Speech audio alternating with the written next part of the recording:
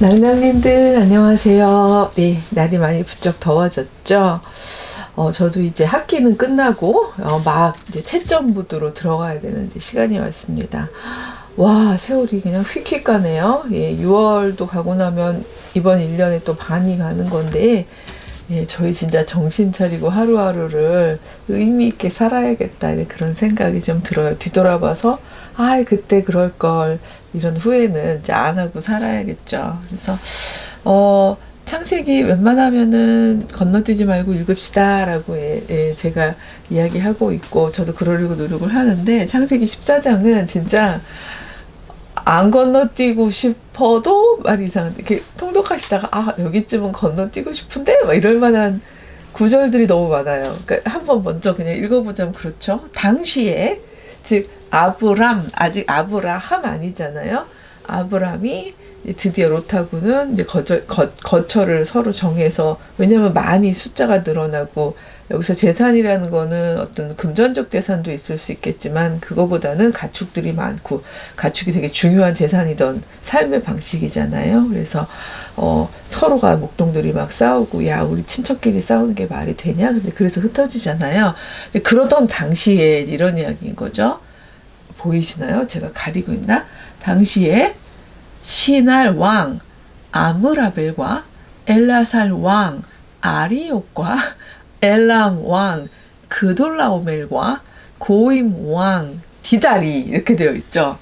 자, 이제 이게 한 팀이에요. 한 팀 먹고, 그 다음에 2절 보니까 소돔 왕 베라와 고모라 왕 비르사와 아드마 왕 시납과 스보임 왕 세메벨과 벨라 곧 소알 왕과 싸우니라. 지금 이렇게 되어 있죠. 예. 그러니까 지금 1절하고 2절만 읽어도 막 정신이 하나도 없는 거죠. 예. 근데 뭔가 이제 일종의 생존을 위한 거겠죠. 그쵸? 주도권 싸움이 벌어진 것 같기는 한데, 근데 우리가 얘기하듯이 요즘에, 그러니까 사실, 그러니까 막, 우리는 네이션 스테이트, 민족국가 단위로 있다 보니까, 뭐, 예를 들어서, 미국하고, 뭐, 이란하고, 뭐, 이런 식으로 큰 단위로 이야기를, 하는, 이런 거에 익숙한 우리로 입장에서는 도대체 뭐가 이렇게 왕 이름이 이렇게나 많나라고 생각하시겠죠. 근데 이걸 왕이라고 불러서 그렇지, 뭐 왕은 왕이죠. 이게 다 도시 이름들이에요. 최소한 여기서 저희가 아는 도시가 2개가 있잖아요. 소돔 알고 고모라 알잖아요. 그쵸? 소돔과 고모라의 그 나중에 죄가 예수님 너희만 그러니까 이 죄가 살이 덜하다 막 이런 얘기 하시고 막 이럴 때 나오는 게 이제 소돔 고모라인데, 저희가 쭉 그 창세기 처음부터 오면서 뭐 바벨론도 이야기하고 얘기 많이 했습니다만, 이 당시는 민족국가 단위가 아니라 도시국가 단위, 즉 시티 스테이트라고 하는데요. 사회학적 용어로는. 그러니까 한 도시 성벽을 견고하게 쌓고, 그러니까 여리고 성, 우리 이렇게 부르죠. 그럼 여리고 성을 다스리는 사람은 성주라고 부를 수도 있겠지만, 이 당시는 그냥 여리고의 왕, 이런 식으로 되는 거예요. 그러니까 이제 그 정도의 왕이라고 보시면 될 것 같습니다. 제국의 왕은 아니고요. 그냥 몰려 살고 있는 사람들을 성곽을 중심으로 통치하고 다스리는 이런 왕들인 거죠. 근데 지금 보니까 이제 왕들 연합이 이렇게 나오는 거 보면은 어떤 특정한 이익 관계를 놓고서 때로는 연합하기도 해서, 왜냐면 힘이 결국은, 그러니까 이 규모가, 제가 언젠가 한번 그러니까 무슨 저희 아들 초등학교 한 곧 4학년쯤 됐을 텐데, 왜 체험학습은 아니고 그 뭐 현장, 어쨌든 방학 숙제였어요. 용어 자체가 지금 기억이 잘 안 나는데, 그래서 가서 그 현장에 가서 열심히 보고 이제 기록하고 뭐 사진도 남기고 하는 그런 학습이었는데, 그래가지고 열심히 이제 어디로 갈까 하다가 이제 부여 쪽으로 내려간 거죠. 그래서 백제의 그 당시에 어떤 방식으로 살았나 하는 이제 고고학적인 흔적들을 저희가 또 같이 가서 보고 체험도 하고 뭐 기록도 남기고 하려고 간 건데, 경주 쪽보다는 운전해서 가기가 만만해서 갔던 거예요. 백제를 더 선호해서는 아니었고. 근데 생각보다 깜짝 놀란 게요. 그러니까 이제 복원을 해놓은 거죠. 그 터를. 그래서 그 초기 그 백제의 그 말하자면 백제 도성이라고 할까요? 도성의 크기만큼을 복원해 놓은 걸 보고는 그야말로 서울에서 살던 저희들 입장에서 에게 그러니까 에게 이러고는 이게 왕이었어? 뭐 이런 이야기를 그러니까 자연스럽게 나올 만큼 생각보다 이렇게 너무 한눈에 보여요. 예, 그 정도로. 그러니까 그럴 수밖에 없었겠죠. 저희처럼 요즘에 막 운전을 해서 막 몇십 킬로를 한 번에 쫙 이동하기도 하고요. 비행기를 타고 슉 막 대륙에서 대륙으로 넘어가기도 하고요. 이런 시절을 살고 있는 우리 입장에서는 그게 애계로 보일지 모르지만 이들한테는 그냥 그게 삶의 당위였을 수 있는 거죠. 충분히. 그래서 그런 방식으로 살면서 어떨 때는 뭐 조그만 문제는 사소한 문제는 둘이 싸울 수도 있겠죠. 그렇지만 조금 더 큰 문제, 그다음에 어떤 연합 세력이 필요할 때 이럴 때는 어쩔 수 없이 군사를 함께 모을 수밖에 없는 거예요. 그러니까 이런 방식으로 이제 싸움이 나는 거죠. 연합해서. 근데 제가 조금 더 넘어갈 때 이제 말씀을 드리겠습니다만 이 얘기가 성서에 뭐하러 그렇게 중요할까? 이러니까 성경을 기록할 때 뭐 왕들끼리 싸운 얘기가 왜 이렇게 중요할까라고 생각을 할 수 있죠, 저희가. 왜냐면 족보화 같은 경우에는 우리가 지금 이런 관계성 안에서 살고 있어 라는 그런 이야기를 하기 위해서 이제 족보화를 할 수 있었다고 우리가 이해하더라도 도대체 누가 누구랑 싸우고 도대체 아브람 당시에 뭐 이게 이 왕들 이름이 왜 이렇게 중요하지? 라고 생각할 수 있잖아요. 이 물음표 하나 두고서 그리고서 요 34장 안에서 한번 일단은 제 묵상을 한번 나눠보도록 하겠습니다. 싸우는 장소인 거죠. 이들이 모두 다 시딤 골짜기, 곧 지금의 염해, 사해라고 그러죠. 그 사해 주변에, 그러니까 대충 이 사람들이 어디에 있는 사람들인지 알 것 같죠. 저희가 이렇게 보면은 갈릴리에서 이렇게 물 나와가지고 이렇게 사해를 이렇게 흘러내려가는 뭐 있잖아요. 그래서 왜 옛날에 저 기억나는데 이렇게 성서 공부하다 보면은 받기만 하는 사람들에 대한 어떤 그 경고 같은 얘기를 하면서 흘러나오는 물을 받아서 아래로 흘러내려가는 삶을 살아라 뭐 이런 얘기 들은 기억이 있는데, 그래서 갈릴리는 호수는 생명을 품고 있지만 사해는 계속 받기만 해서 뭐 등등등 뭐 그런 이야기를 들었던데 그 사해예요. 지금의 그 사해 거기 그 근처의 삶이란, 즉 가나안의 사람들인 거죠. 삶이라는 걸 알 수 있겠죠. 이들이 12년 동안 그돌라오메를 섬기다가 제13년에 배반한지라. 이유가 나오는 거죠. 여기 보니까 그돌라오멜이 누구예요? 엘람 왕이잖아요. 그쵸? 아마 이 중에서 조금 뭐 킹왕짱 좀 그래도 세력이 셌었나 봐요. 그러니까 대충 견적이 나오는 거죠. 왜냐하면 12년 동안은 그돌라오멜을 섬기면서, 섬겼다는 얘기는 뭐죠? 막 조공도 바치고, 그쵸, 뭐 이것저것 뭐 하라는 대로 다 하고 그랬다는 거죠. 근데 13년째에 배반을 한 거예요. 예. 그러다 보니까, 그돌라오멜이, 저것들 봐라! 이러면서 제14년에 그와 함께한 왕들이랑 아까 위에 있던 다른 왕들은, 야! 안 되겠다. 너희들 다 모여. 했는데, 이제 어디로 붙어야 되지? 큰일 난 거죠. 그쵸? 그러다가, 그래도 아직은 그돌라오멜에게 붙어야 될 것 같아. 싶었던 게, 아까, 저희가 여기 시날, 그쵸? 엘라살, 엘람, 뭐 고임, 이런 데 왕들은 거기를 붙은 거죠. 예. 그렇게 붙어가지고 함께한 왕들이 연합이 된 거예요. 아스드롯 가르나임에서 르바 족속, 함에서 수주 족속, 그 다음에 사회 가랴다임에서 엠 족속을 치고, 힘자랑이죠. 막 치면서 가는 거죠. 호리 족속을 그 산 세일에서 쳐서, 이제 이미 막 소문이, 일종의 그런 거죠. 전쟁의 소문 비슷한 건데, 그랬대요. 우리 마을까지 못대요. 막 이런 거 비슷한 거죠. 이제 공포정치죠. 말하자면. 광야 근방 엘바람까지 이르렀으며 그들이 돌이켜, 이거 다 읽으실 건가요? 이게 이 복잡성을 저희가 이해하기 위해서는 좀 읽어야 될 것 같아요. 엔미스밭 곧 가데스에 이르러 아멜렉 족속의 온 땅과 하사손담 아래에 사는 아모리 족속까지 치게 되는 거죠. 이런 소식을 이제 막 듣다 보니까 이제 소돔, 고모라, 이제 아드마, 스보임, 벨라 이 왕들이 준비하세. 뭐 그런 거죠. 이 사람들의 경우는 더 이상 당하고 살 수는 없다. 뭐 이랬는지는 모르겠지만 그렇다고 이쪽이 엄청 착하다는 건 아니고요.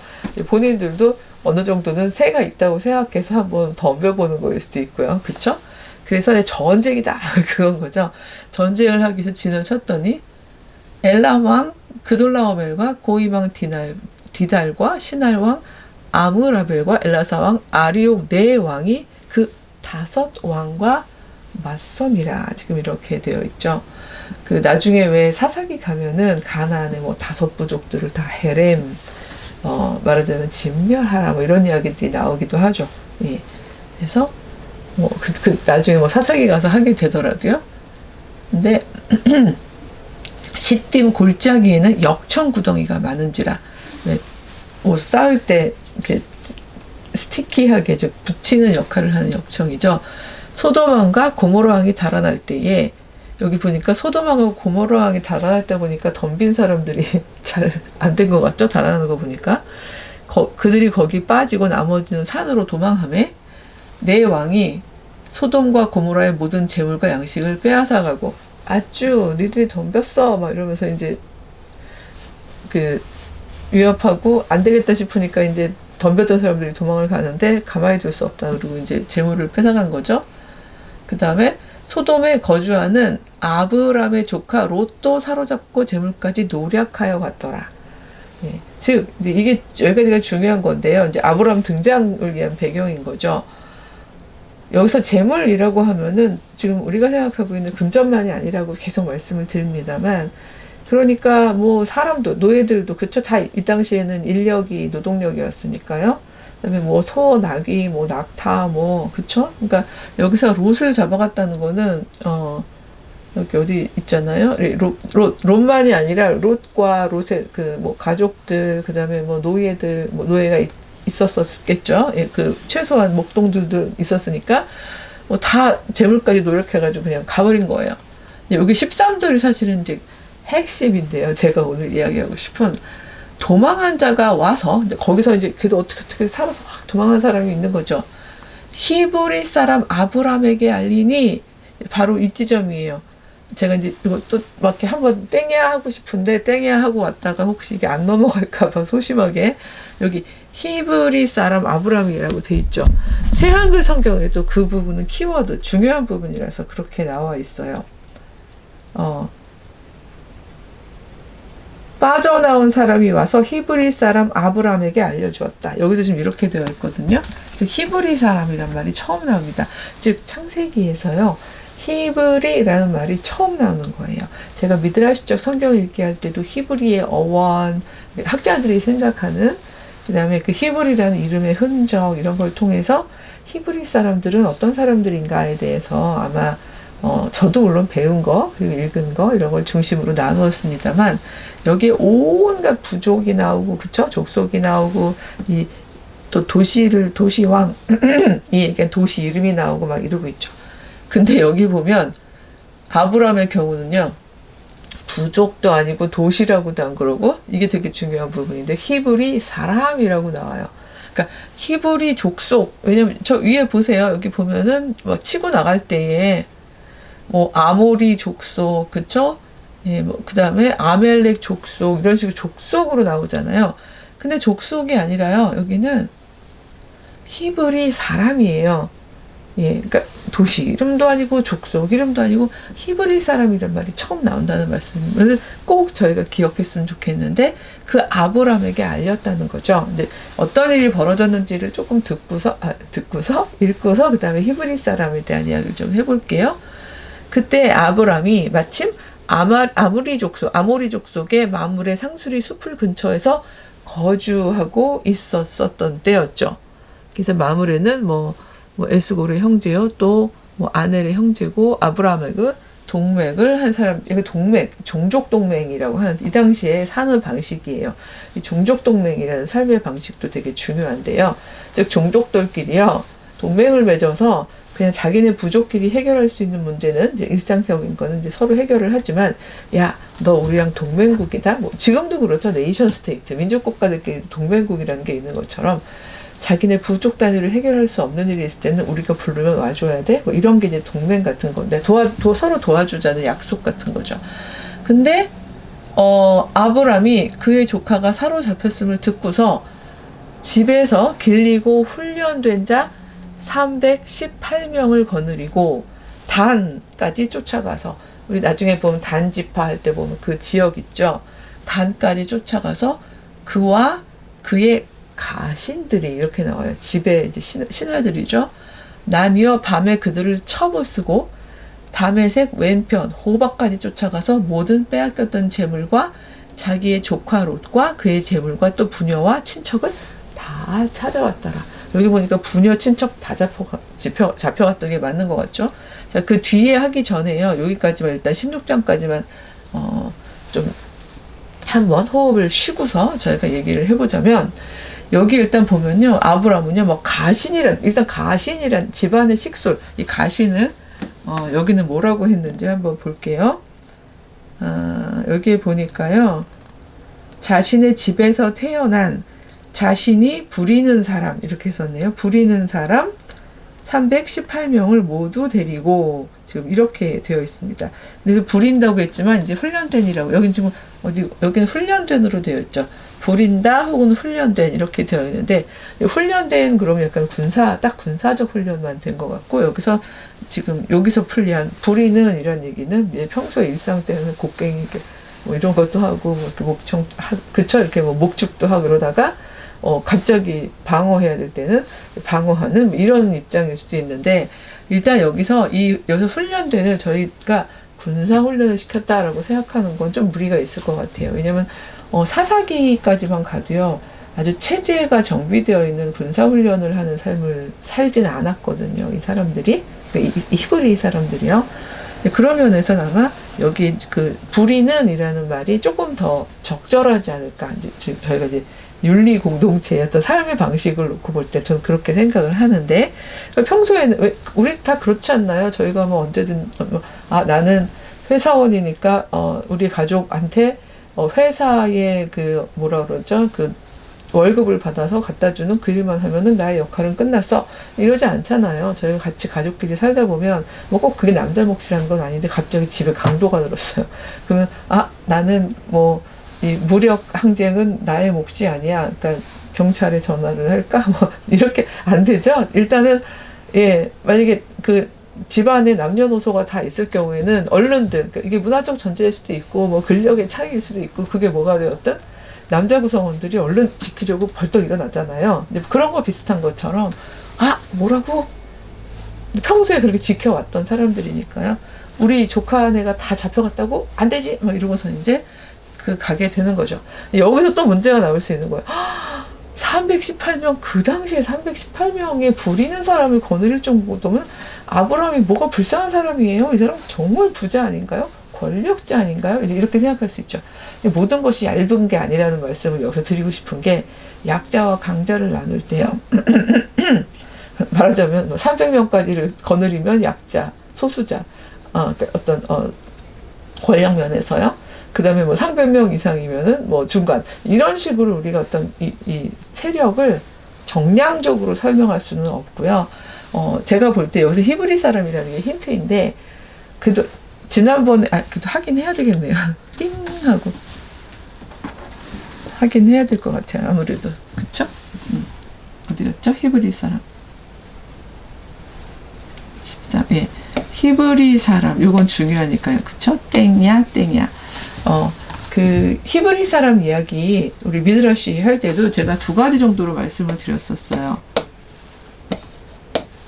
그 어원을 가지고 추적해가지고 이제 학자들이 이제 추론을 한 거죠. 왜냐하면 추론을 할 수밖에 없는 거예요. 이 부분에 있어서는 아주 정확한 증빙 자료들을 지금 우리가 알고 있듯이 그렇게 모두 찾을 수는 없으니까. 하지만 증거를 가지고 추론을 하게 되는 거죠. 그래서 이 히브리의 어원이 왜 하비루, 이 이스라엘 말에는 모음이 없잖아요. 그래서 이게 자음으로만 돼 있는데, 그래서 뭐 HBR 뭐 이렇게 어쨌든, 그래서 이 앞비루, 하비루 이런 이름들이 이 성경에만 나와 있는 게 아니라 늘 말씀드렸던 그 비옥한 초승달 지역이요. 이 아브람이 이동했다는 경로도 다 거기였잖아요. 우르부터 시작해가지고 저 이집트까지. 예, 그 초승달 지역에 많은 왕들이 자신의 공적을 세우는 뭐 돌판 아니면 진흙판 이런 에다 기록을 또 다 하잖아요. 근데 그 기록 내용 중에 하비루란 이름이 꽤 많이 등장을 하는 거를 발견을 한 거예요. 이거는 역사학적인 고고학적 증거인 거죠. 근데 이 하비루를 묘사하는 이야기들을 보면요, 굉장히 공통적인 게 있어요. 예, 그게 바로 그러니까 계약 노동력이었다는 거죠. 그 동맹이란 말도 있어요. 잠시 거류하면서 거기에 토박이들한테 필요한 일종의 일손, 노동력을 제공해 가면서 함께 잠깐 거주했던 사람들의 이름이란 게 이런 그 고고학적인 발견을 통해서 이제 알게 된 거죠. 제가 그쪽으로 작은 논문도 하나 쓴 게 있는데, 그러니까 이 사람들은 매번, 그러니까 뭐 하루나 이틀만 지낸 건 아닌 거예요. 장막을 치죠. 그때 장막 치고 오래 거주하면서, 그렇다고 벽돌을 쌓아서 집을 지은 사람들은 아니었어요.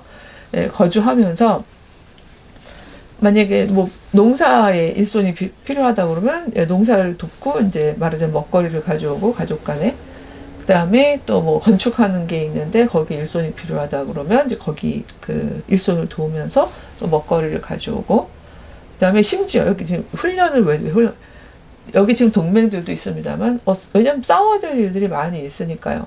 싸워야 되는데 만약에 조금 돈이 부족하대요.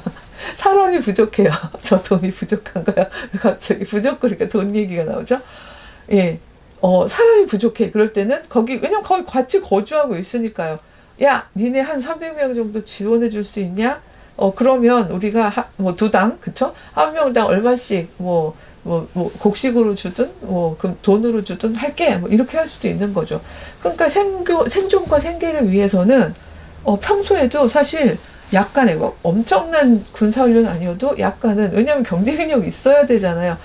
저희 한 300명쯤 지원할 수 있습니다.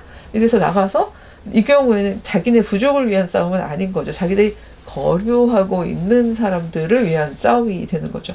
그래서 이득은 있는 거예요. 예, 일단은 이겨야 자기들이 당분간 또 안전하게 살 수 있는 거고, 그다음에 또 하나는 또 금전적인 어떤 재물의 그 혜택을 받을 수 있는 거고요. 그런 방식으로 해서 이제 이렇게 이제 살아왔던 사람들의 총칭 이름이 히브리다. 그래서 이 사람들은 거주지가 일정하지 않은 거예요. 자꾸 움직여 다니니까. 그쵸? 그래서 거주지가 일정하지 않기 때문에 어디 그러니까 사람이 그러니까 말하자면 뭐 바벨론인 여기 위에 있는 것처럼 이렇게 뭐 아니면 위에 있는 뭐 소돔 사람, 이렇게 소돔 도시의 소돔인 이렇게 얘기할 수가 없는 그런 삶을 살게 되고, 장소에 있어서도. 그리고 또 실은 구성에 있어서 족속이라고 하기도 힘든 사람들인 거예요. 족속. 이미 아브라함 공동체도 완전히 혈연보다는 조금 더 섞여 있지만, 이 공동체는, 그러니까 이 하비루란 이름 속에는요, 반드시 어떤 계보학적으로요, 한 순수 혈통만 존재하는 게 아니에요. 나중에 뭐 이집트에서 왔던 여기 하갈 얘기도 나중에 나오잖아요. 그 다음에 아마 15장에 나올 텐데, 하갈 같은 경우에는 이집트 여자잖아요. 그래서 그 안에 보면 흔적들이, 성서 안에서 이미 흔적들을 많이 얘기하고, 14장에도 조금 이따 나올 텐데요. 굉장히 여러 부족에서 나온 사람들이 속해 있어요. 예, 그래서 이 사람들이, 그러니까 첫째는 한 공간에서 있는 사람들의 이름이 아니라는 거고, 두 번째는 순수하게 한 혈통의 사람들은 아니라는 거죠. 다만 그 부족장은 아브라함이에요. 그쵸? 일단 그래서 이 하비루를, 그래서 도망 나온 사람들, 도망자들, 뭐 아니면 그래서 그냥 공간이 모자랄 것 같아서요. outlars라고 하는데요. 그러니까 그러니까 법들에 의해서 쫓겨난 사람들, 이런 이야기를 이제 하기도 해요. 왜냐하면 뭐 세금 내야 되는데 세금 낼 돈은 없고 먹고 죽을 것도 없는데 뭐 그런 사람들 어떡하란 말이에요. 뭐 이러면서 이제 막 산으로 도망가기도 하고. 근데 뭐 받아주는 거, 저는 아브라함의 정체성, 오늘 정체성에 대한 이야기도 할 것 같은데, 아브라함의 정체성이 그렇게 막 쫓겨나온 사람들 중에 제가 뭐든 할게요. 저 좀 받아주실래요? 이런 사람들을 받아주면서 생겨난 공동체들이 하비루일 수 있는데, 제가 한 2번쯤 말씀드린 것 같은데, 제가 구약 성서의 이해 뭐 이런 수업 들을 때에, 그때 우리 구약 선생님께서 이경숙 선생님이셨다. 좀 날카로우시고 아주 막 어쨌든 정확하신 분인데, 이런 말씀을 말도 약간 번역체처럼 말하자면 이제 모든 아비루가 다 이스라엘 사람인 것은 아니지만 초기 이스라엘 사람들은 모두 아비루였다, 이렇게 말씀을 하셨어요. 그러니까 애들이 이제 일단 반은 안 받아줬고요. 이 수업 끝나고 미팅 갈 준비하고요. 열심히 받아들인 애들, 이게 뭔 소리야? 막 이러면서 이제 하는데, 저 같은 경우에는 제 생각엔 이게 저의 자산이었던 것 같아요. 그러니까 제가 다른 쪽으로 똑똑하진 않은데, 왜냐면 어렸을 때 계속 들은 게 교회 이야기들을 듣고 성서 이야기들을 들었잖아요. 그러니까 이쪽은 이해도가 좀 빨랐던 거죠. 그래서 포함 관계를 얼른 이해를 한 거예요. 아, 아비루가 훨씬 큰 포함 관계구나. 아비루는 한 공동체라고 볼 수는 없겠구나. 그쵸? 여기저기 아비루들이 어떻게 모든 아비루 공동체가 다 움직이겠어요.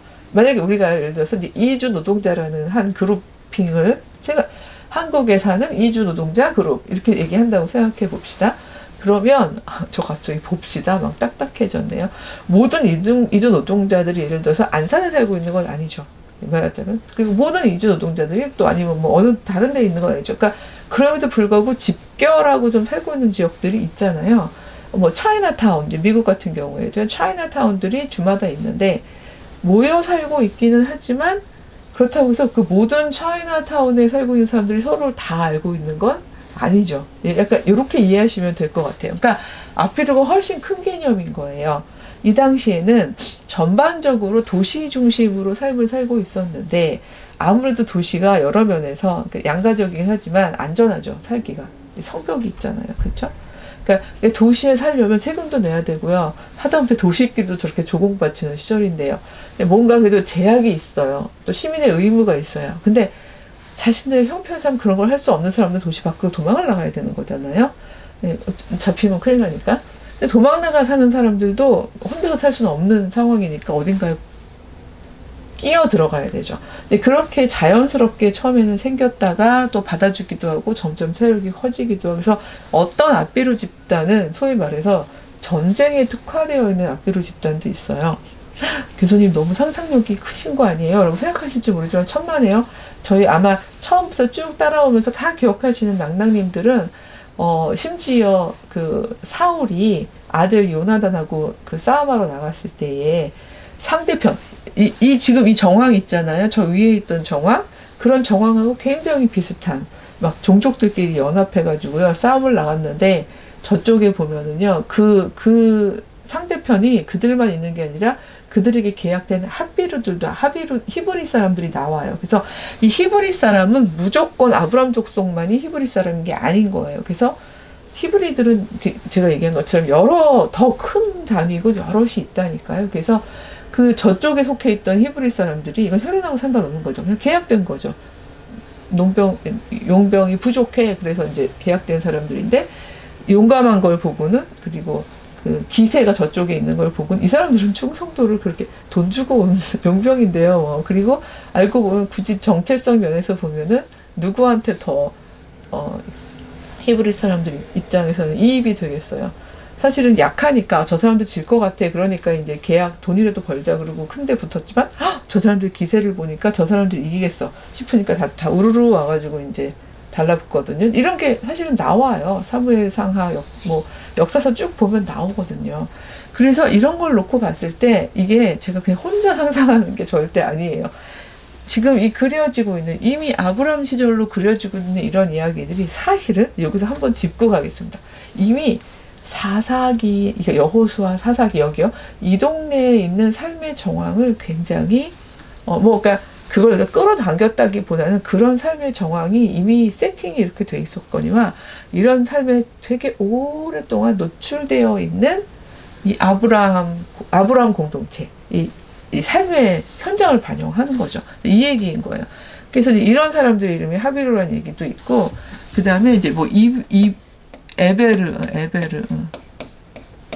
그래도 다 이제 그 소위 말해 히브리, 그러니까 어쨌든 다 앞에는 같으니까요. 근데 에베르가 강 건너서, 저 멀리서 이런 의미가 있거든요. 그래서 토주민, 그러니까 토착민들 입장에서는 저 강 건너서 온 것들, 저 멀리서 온 것들 이렇게 부를 수 있죠. 그래서 굉장히, 그러니까 이 말은 너무 슬픈 말입니다만, 우리가 요즘에 이제 되게 비하에서 말하는 환양, 제가 발음을 아침부터 하긴 그러네요. 주일 아침이라. 그런 단어가 굉장히 비극적인 역사성을 담은 단어인데, 이 단어가 마치,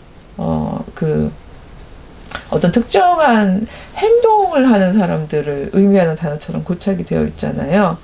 예, 근데 사실은 역사적으로 저희가 거슬러 보면 너무 슬픈 단어고, 저희가 오히려 보듬어야 되는 단어이잖아요. 환향, 고향으로 돌아온 여성들이라는 의미였고, 다들 아시지만 뭐 병자로한테 잡혀가고, 뭐 그건 제가 반복하지 않겠습니다. 그런 거 비슷하게 근데 환향녀라는 이름은 누가 붙이는 걸까요? 일단 중국 사람들이 붙이는 건 아닌 거잖아요.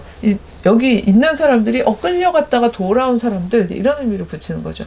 그다음 저 멀리서 온 사람들, 강 건너서 온 사람들, 이란 이름을 붙인다면 누가 붙일까요? 토박이들이 붙이는 거죠.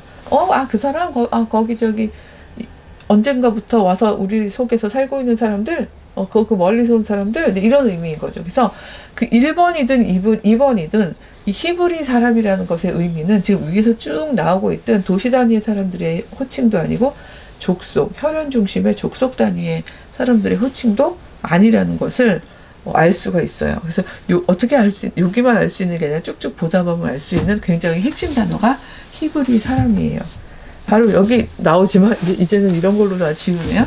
히브리 사람 아브라함에게 알리니 그때에 아브라함이 어디서, 그러니까 아브라함이 정착하지 않고 있는 것도 알 수 있는 거죠. 그때에 거기서 살고 있었던 거야. 이런 얘기를 하는 거잖아요. 예. 그러니까 제 말은 아브라함이 이렇게 충분히 삶의 방식상 사람들 데리고 가서 롯을 데리고 올 수 있을 만큼의 일종의 병력이라고 해야 될지 모르겠지만, 사람들을 당시에 함께 공존할 수 있었다는 얘기를 하는 거예요. 나중에 제가 자꾸 이렇게 넘나드는 이유가 이 삶이 굉장히 이런 삶의 방식이 되게 오래됐기 때문에 말씀을 드리는 거예요. 왜 다윗 왕도 이제 처음에 초대 군주제, 이스라엘 사실 웬만하면 군주제를 피하려고 했었습니다만, 군주제를 이제 만들었다가 이제 막 또 아들이 반란에 도망가고 할 때, 그때도 보면은 좀 리더십 있는 카리즈마가 있는 이제 다윗이 도망갔다라는 말을 듣고 주변에 소위 아웃라들이죠. 예, 막 사람들이 다 몰려들잖아요. 하나의 큰 공동체가 되죠. 이런 거 비슷한 거예요. 그때까지도 이런 삶은 계속 지속이 되고 있었던 거죠. 조금 더 읽어보겠습니다. 근데 다른 왕들이 충분히 저항을 했는데도 이기지 못했던 그돌라오멜을 아브라함이 쳐부쉈나 봐요. 그와 함께 왕들을 쳐부수고, 대박이죠. 이 정도면. 돌아올 때에 소돔 왕이 사회 골짜기 왕의 골짜기로 나와 그를 영접하였고, 소돔 왕 입장에서는 그쵸, 막 세상에 자기들도 못한 일을 아브라함과 그의 식솔들이 한 거죠. 예, 그리고 이제 사실 롯 구하려고 한 건데, 그다음에 살레왕 멜기세덱이 막 떡과 포도주를 가지고 나와가지고, 이것도 해야 되는데, 그는 지극히 높으신 하나님의 제사장이었더라. 지금 이렇게 되어 있잖아요. 지극히 높으신 하나님, 그렇죠? 예. 이게 여기서 이제 하나님이라는, 그렇죠? 여기 요건 이제 L인데요, L. 그래서 왜 지극히 높으신 하나님, 예, 이 말하자면 가나안 사람들이 모시고 있는 신의 이름이에요. 이 엘이라는 이름이. 그래서 우리가 만약에 제가 엘 샤다이, 엘로힘, 엘리존, 그렇죠. 그런 말들이 많죠. 그다음에 엘로이, 창세기부터 쭉 읽다 보면 그런 엘 이름들이 많이 나오는데, 그러면 아브라함은 여호와를 섬긴 게 아니에요? 저희가 이렇게 이제 눈을 이렇게 뜨고 얘기할 수도 있겠으나, 그게 아닌 거예요. 이 당시 아브라함은 지난주인가 지지난주에 저희가 아직 여호와라는 이름을 모르던 당시라는 거죠. 예, 그러니까 영적인 사람이고 신의 계시를 받았을 것이고, 저는 그걸 믿어요. 그리고 그 당시에 이름으로 알려주시지 않았다고 하나님께서 모세에게 분명히 얘기하셨거든요. 내가 아브람과 이삭과 야곱의 시절에는 모세야 너처럼 여호와라는 이름으로 그들에게 나타나지 않았다. 이렇게 얘기하시거든요. 그래서 여호와라는 이름은 이미 알고 있는 후손들이 아브라함에게 나타나신 바로 그 엘, 하나님이 여호와야 라는 의미에서 여호와께서 말씀하시기를 이렇게 한 거지, 당시에 아브라함이 여호와여 이렇게 불렀던 거는 이제 아니었던 거죠. 예, 이제 그 얘기를 다시 한번 확인을 하려고 그런 건데, 그러니까 엉뚱한데 제사를 드린 게 아니라는 얘기를 하는 거예요. 이 당시에는 그 엘을 섬기는 그 부족들이었고요. 거기 다, 그러니까 그 위치들이 그 팔레스타인 쪽이. 예, 그래서 그쵸, 이렇게 하면 안 넘어가죠. 제가 그거였던 것 같아요. 저장 안 하면 눌러야 되죠. 예. 그랬더니 그 멜기세덱이 아브라함에게 축복하여 이르되 천지의 주제시요 지극히 높으신 하나님이요. 이런 표현들도 굉장히 우리랑 비슷하죠. 그러니까 어떤 표현들은요, 그 하나님이 여호와야 라는 걸 인정하고 난 순간부터는 굳이 폐기할 필요가 없는 종교적 표현일 수도 있는 거죠. 아브라함에게 복을 주옵소서. 왜요? 너희 대적을 내 손에 붙이신 지극히 높으신 하나님을 찬송할지로다, 이렇게 얘기했다는 거죠. 즉 아브라함을 축복해 주세요. 축복해 주세요는 아니죠. 복을 주시옵소서, 이렇게 얘기하는 건데, 아브라함이 사실은 자기 조카와 식솔들을 구하러 간 거지만 뭐 간 김에 그쵸? 예, 이기고 뭐 그것만 가져왔겠어요? 빼앗긴 걸 다 가져왔겠죠. 그래서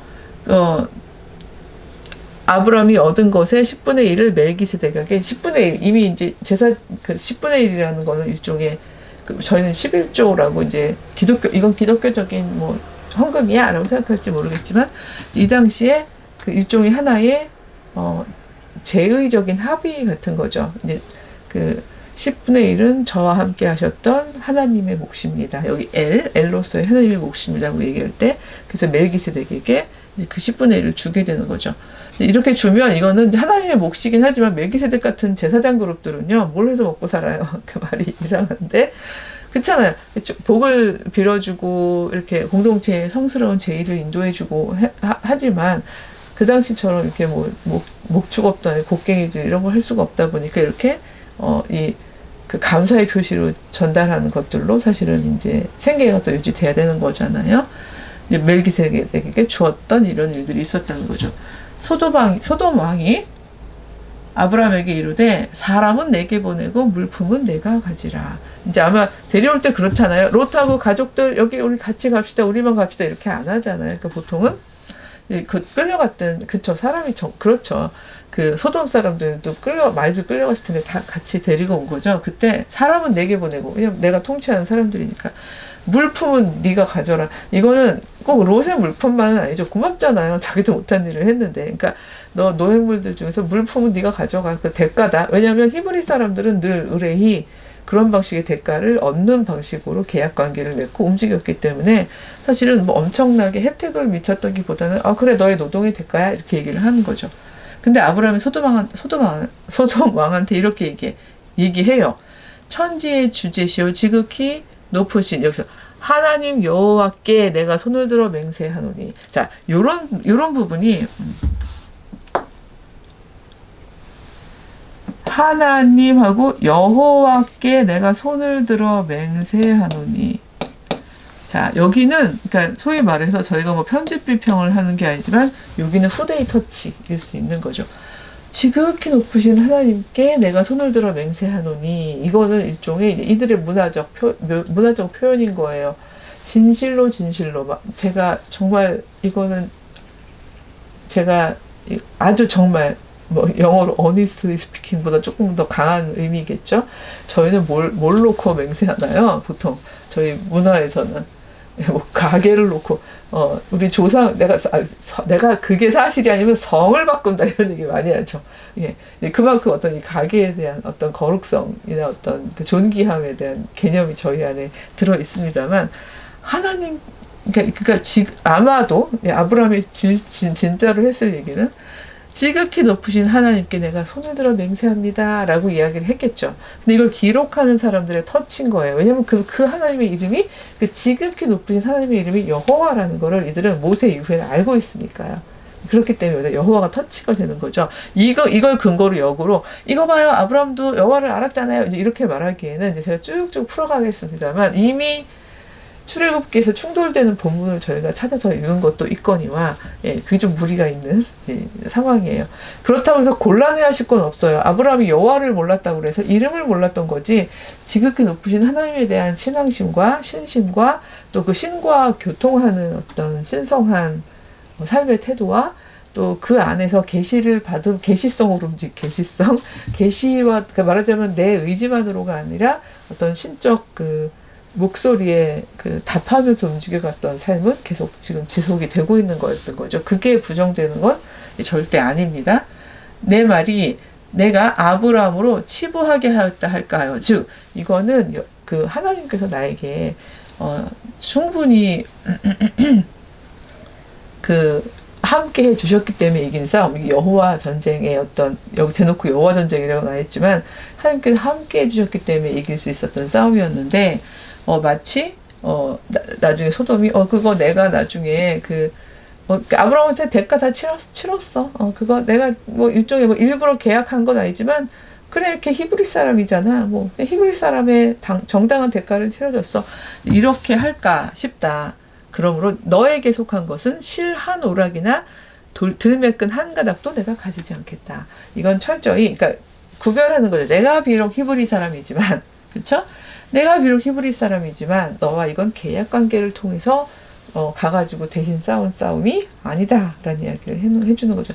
내 부족들을 그러니까 내 친척들을 데리러 오기 위해서 내가 나갔던 싸움이었고 그리고 뭐 갔던 김에 덤으로 너의 사람들도 구해왔는데 이 사람들을 돌려주마 이런 이야기를 이제 하는 거죠. 예.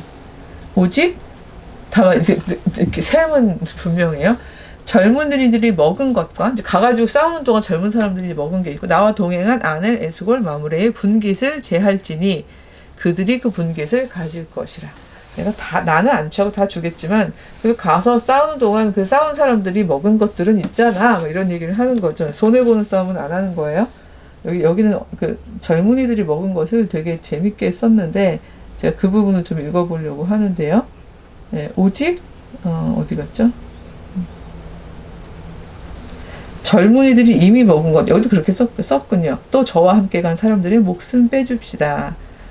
아넬, 에스골, 마므레 자신들의 몫을 가져가게 해주세요. 지금 이렇게 되어 있죠. 즉 여기서 보면은 318명이 여기 나오지만 아넬, 에스골, 마므레라는 얘기가 나오죠. 즉 그러니까 완전히 아브라함 공동체의 사람들만은 또 아닌 것 같지 않나요? 그렇죠. 왜냐면 당시 마므레 그 근처에 상수리는 없었나요? 왜 갑자기 상수리나무가 자꾸 떠오르죠? 잠깐 한번 가볼게요. 네. 당시에 어디 있었는지 상수리 숲을 맞네요. 즉 아모리 족속 마므레의 상수리 숲을 근처에 있었잖아요. 혼자 자기 부족만 딱 데려간 게 아니라 서로 살다 보면 이제 인간관계도 갖고 친해지는 거잖아요. 세상에 아브람네 조카가 다 잡혀갔대. 그래서 막 아브람이 지금 구하러 간대. 그랬더니 같이 친했던 사람들끼리 막 우리도 가서 도와줄게. 여기는 계약이나 종족 동맥이 아니고 되게 다른 삶의 방식인 거예요. 계약금 주고 갔다 오고 이겼으니 이 중에 이만큼 너희 가져가 이런 방식이 아니라 정말 순수한 동기를 움직이는 거죠. 어떻게 하면 좋아? 우리도 같이 갈게요. 그걸 알 수 있는 흔적이 여기 있는 거예요. 그쵸? 아넬, 에스골, 마므레가 동행해 준 거죠. 나와 동행한 기꺼이 전쟁터까지 동행할 수 있는 친분관계가 어느 정도일까요? 즉 이 아브라함의 어떤 성정도 알 수 있을 것 같은데 물론 거기서 막 이러고 으스대고 살 수는 없었겠지만 한마디로 친구 먹은 거죠. 예, 그가 유한 사람이었고 그렇죠. 이렇게 늘 여호와의 윤리 원칙대로 사는 사람이었고 충분히 사람들의 호의를 얻었을 것 같기는 한데 그러니까 기꺼이 같이 가준 사람들인데 내가 이 사람들 그러니까 나는 내 신앙 때문에 하나도 받지 않겠지만 내 목적이 너와의 계약이 아니었으므로 하지만 나와 함께한 사람들까지 그렇게 혜택을 못 받게 할 수는 없으니 그들은 그들의 정당한 분깃을 가졌으면 좋겠다. 그리고 우리 애들도 포함해서 먹은 거는 그죠. 가는 동안 쓴 돈이 있다고 표현해야 될까. 거기 가가지고 그거 하고 이렇게 뭐 먹거리 하고 했던 비용 이 비용은 청구할게요. 이렇게 되는 거죠. 즉 얻은 득템한 거는 이제 애들 득템한 아이템은 내가 하나도 안 가져가겠지만 우리가 쓴 경비는 청구할게. 뭐 이런 상황인 거죠. 그러니까 23, 24, 그러니까 23절은 이제 신앙적인 표현이라면 24절은 아주 굉장히 현실적인 당시의 상황을 묘사하고 있는 거예요. 아, 히브리 사람들이 이렇게 살았구나. 당시에 늘 같이 어딘가에 잠시 거주하면서 필요에 따라서 동맹을 맺기도 하고 또 계약 관계를 맺기도 하고 그러면서 이주하고 계속 또 그 자기네끼리 막 부족끼리 또 막 싸움이 나고 막 전쟁이 나고 도시끼리 싸움이 나고 할 때는 때로는 이편 저편에 붙기도 하고 이런 삶을 살면서 살아갔던 고단한 사람들이었구나 이런 거를 저희가 알 수가 있는 거죠. 여기서 어떤 윤리적인 뭐 가르침을 길어 올릴까요? 저희가 뭐 한 줄 팁 하기는 뭐합니다만 제가 하다 보니까 저는 윤리적 가치, 규범 이런 걸 하나씩 뽑아내기보다는 이 사람들이 어떤 방식으로 삶을 영위하면서 윤리, 그들의 공동체가 살아가는 원리를 만들어갔나, 원리 원칙을 만들어갔나. 그게 이제 그런 것들을 이제 길어 올리는 게 중요하다는 생각을 자꾸 배경 설명을 많이 하게 됩니다. 저보고 하나 고르라고 한다면 23절하고 아까 13절을 연결해서 내가 비록 히브리 사람의 삶을 살고 있지만 그래서 필요에 따라서 너희들과 계약 관계를 통해서 얻고 있지만 이 싸움은 내 가족을 위한 싸움이었고 내가 신앙 고백하는 하나님께서 함께 하셨기 때문에 이겼던 싸움이라서 난 이미 하나님께 감사 제기를 드림으로써 이 모든 관계가 그러니까 말하자면 내가 했던 이 모든 행동이 다 이제 소위 말하는 이렇게 청산되었다. 그렇죠? 다 이루어졌다. 이거는 소돔 왕 너와는 아무런 관계가 없는 일이다 라는 부분을 정확하게 하는 같이 살고 모여 살고 섞여 살지만 이 삶까지 경계를 흐리고 흩어 살지는 않았던 이제 그런 모습을 보여주는 게 아닌가 이런 생각이 좀 듭니다. 그러니 뭐 우리도 어떻게 삽시다. 이거 너무 제가 너무 선생질하는 것 같아서 우리 낭낭님들이 또 묵상 가운데서 그렇게 이제 여러 가지 또 느낀 점들을 얘기해 주시면 좋고요.